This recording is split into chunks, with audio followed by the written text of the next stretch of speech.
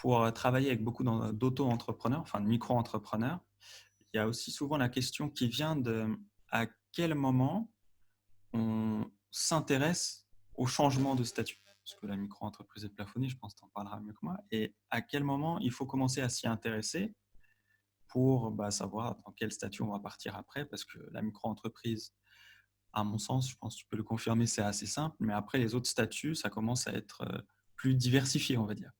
Qu'est-ce que tu peux nous dire là-dessus?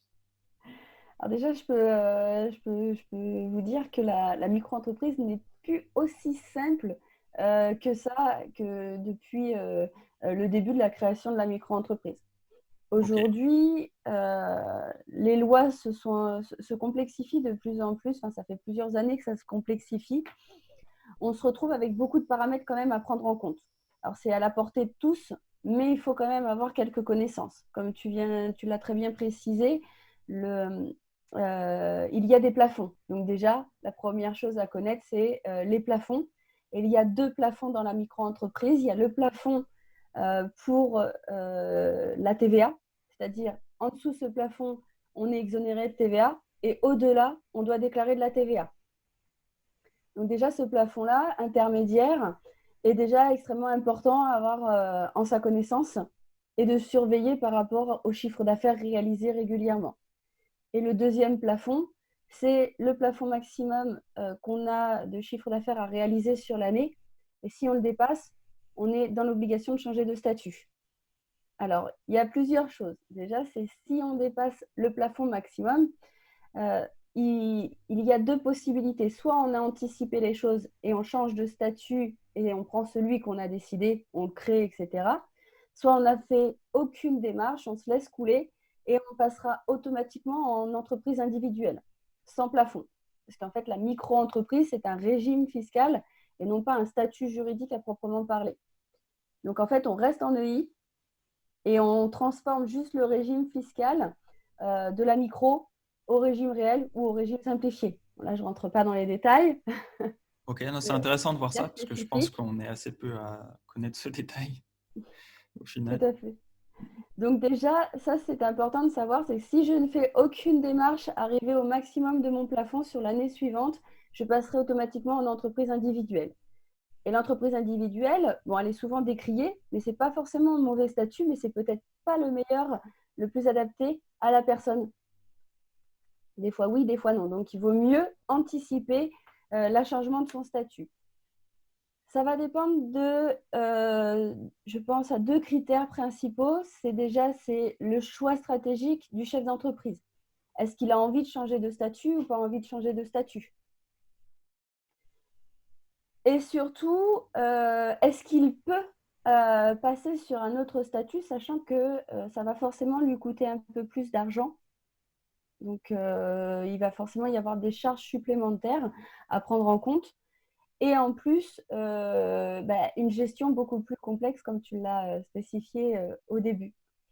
Ok, À partir de là, s'il a vraiment envie d'évoluer et changer de statut, il va falloir regarder déjà quand est-ce qu'il va atteindre le plafond intermédiaire de TVA et surtout, déjà à quel moment, en fait, il va l'atteindre dans l'année. Parce que s'il l'atteint au mois de novembre, on est tranquille, il a encore de la marge. ouais, Parce que je veux dire, par rapport, ne serait-ce même déjà à la TVA et au changement de statut, mais s'il l'atteint, on va dire, pour schématiser, au mois de juin, ben, il va peut-être falloir penser à changer de statut. Parce que dès qu'on rentre avec la prise en compte de la TVA, on arrive quasiment à un fonctionnement comme une entreprise normale, sauf qu'on peut déduire aucune charge de son chiffre d'affaires.